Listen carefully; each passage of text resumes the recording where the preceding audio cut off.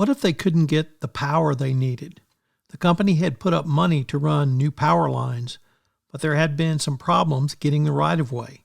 He was estimating they'd need 60 watts a square foot, far more than anything ever built in this region. What if that number was low? Or what if the infrastructure simply couldn't deliver? That is an excerpt from the book The Big Empty by author Loren Steffy. In this special podcast series, we're going to focus on current economic and cultural issues faced by the state of Texas, its governments, and its citizens.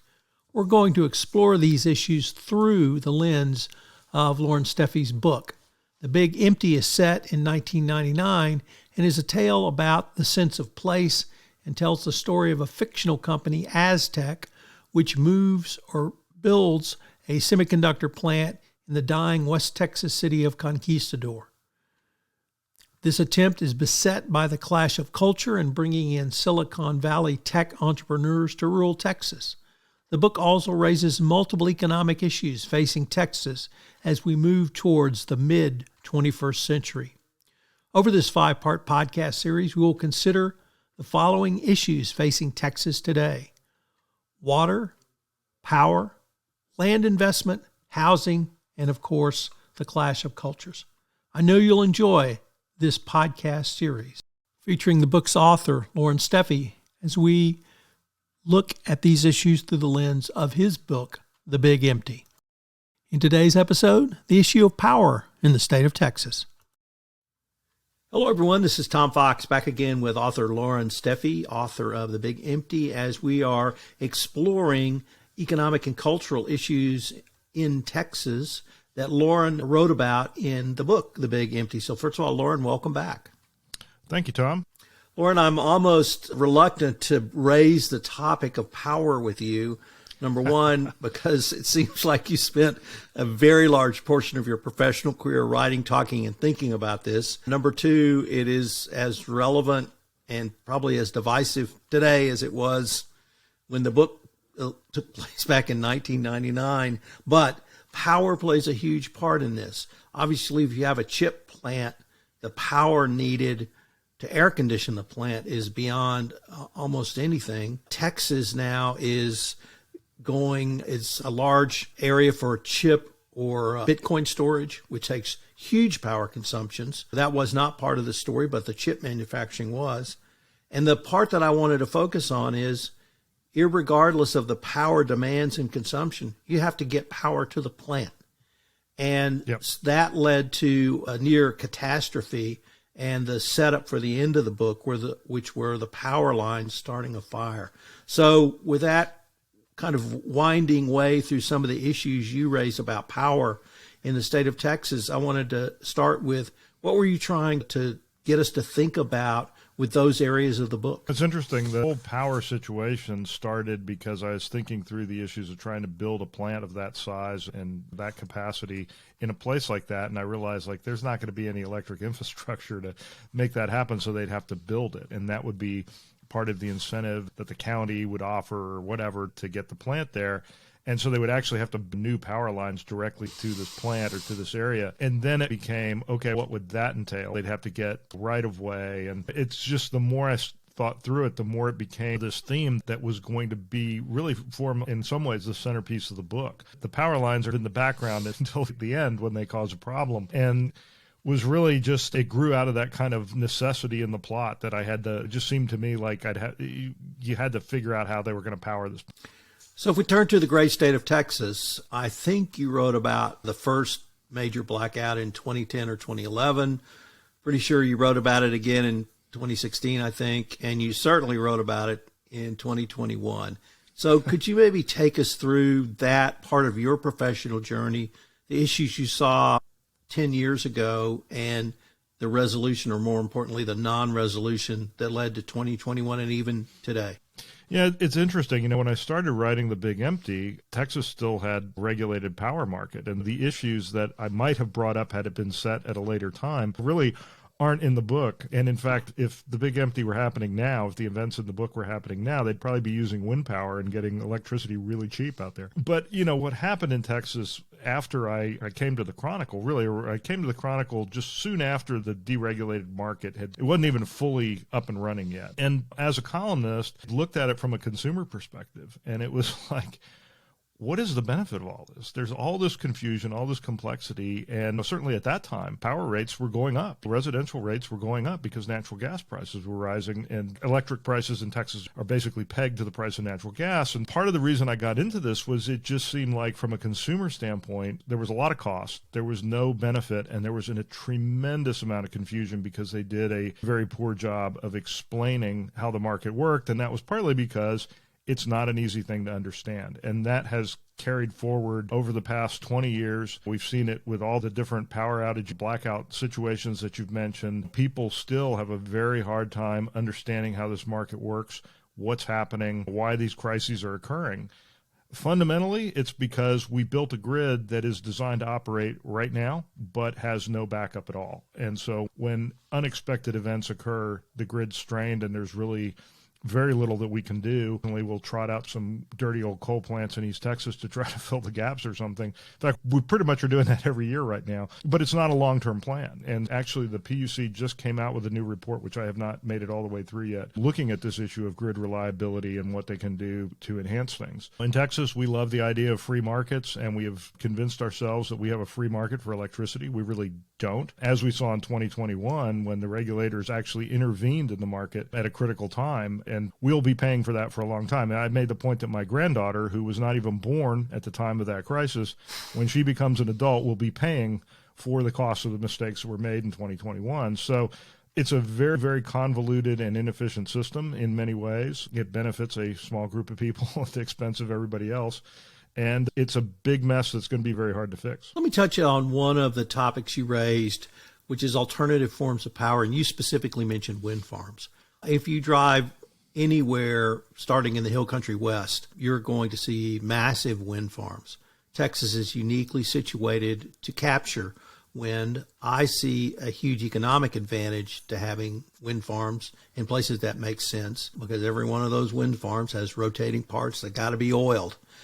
So somebody's got to crawl up there and oil them, and that means a job. But the current administration in the state of Texas often very strongly attacks alternative forms of energy.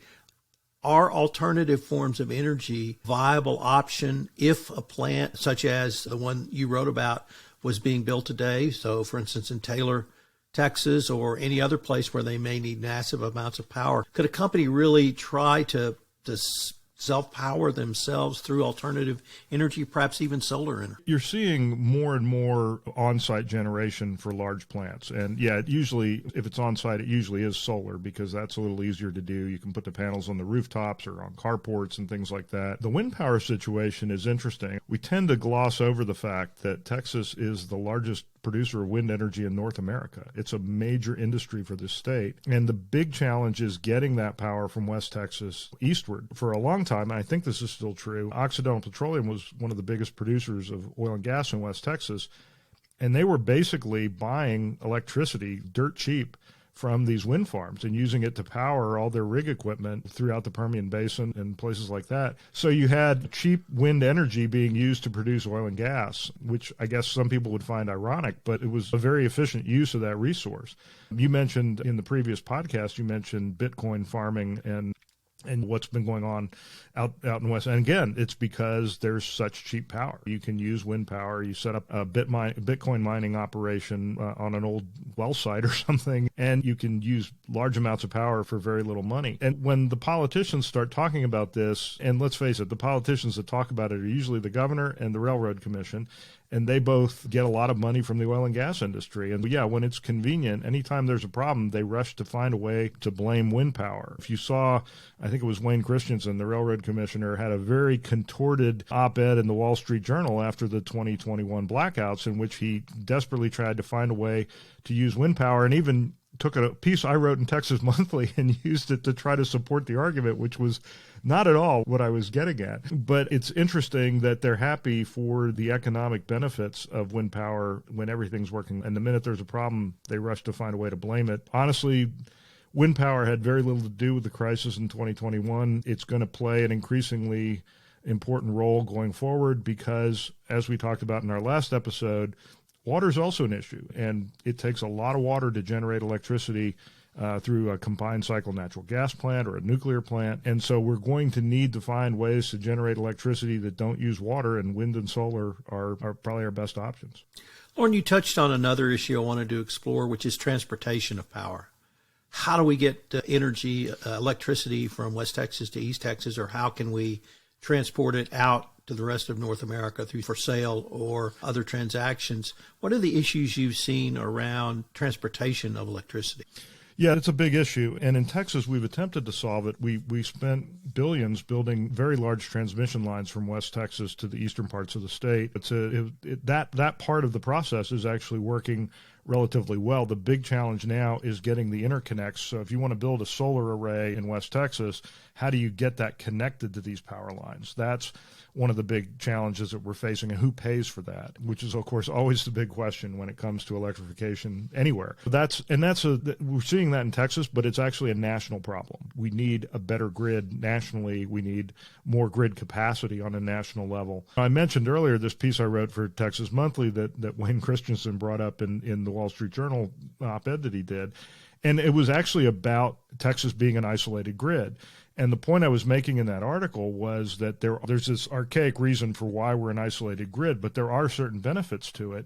And one is that we have been able to build and site wind farms much more quickly because we do that all within the state. We don't have to get permits from anywhere else, and we don't have to get into power sharing agreements. So if we were connected, for example, to the Midwestern grid, might be situations where they could basically call on Texas to send power to other states, and we don't have to do that. And I think at the moment, most other states are looking at the situation in Texas and saying, we don't want to connect to that mess. Yes, please, just stay down there and solve your own problems. But I think that there are certain factors that come with interconnections that may not necessarily be advantageous to Texas, at least until we get the market functioning better here. And Texas is a big state with a lot of very unique situations when it comes to power. We also are a state where we have a lot of fuel resources, right? We produce more oil and gas than any other state. We have more wind energy than any other state.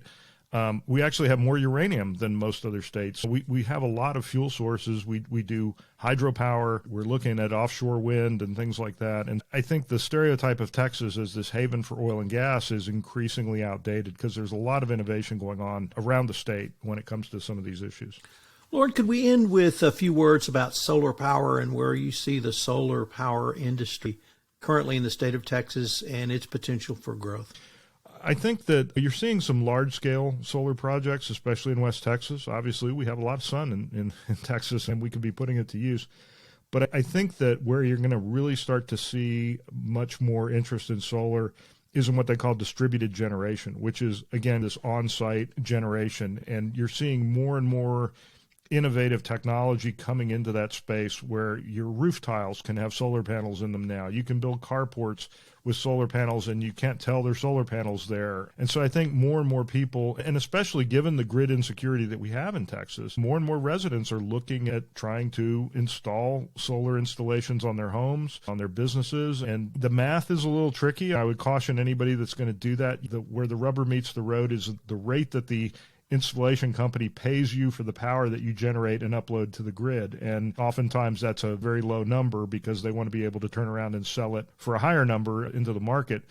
But there's some interesting economic models that are emerging there, and I think that's going to become, certainly on the business side of things, it's becoming something that more and more companies are looking at. If you're building a new building, a high-rise office building or something, there's a lot more effort to look at the energy consumption and how you manage that and how much you can generate yourself and that kind of thing. So I think that's going to be an emerging area, and the technology just continues to improve and get cheaper, and it's going to open up a lot more possibilities there. Lauren, unfortunately, we are near the end of our time for this episode. I hope our listeners will join us for our next episode where we take up the issue of land and commercial investment. Before we leave, Lauren, if our listeners wanted to pick up a copy of The Big Empty, where would be the best place for them to go? You can go to my publishing website, which is stonycreekpublishing.com, and that will point you to a number of options. You can also find it, of course, on Amazon or in most bookstores. Lauren, I look forward to continuing this conversation. Thanks, Tom. This is Tom Fox again. I hope you'd enjoyed this episode. I hope you'll join Lauren and I for our next episode where we take up the issue of land and investments in the state of Texas as explored by Loren in his book, The Big Empty.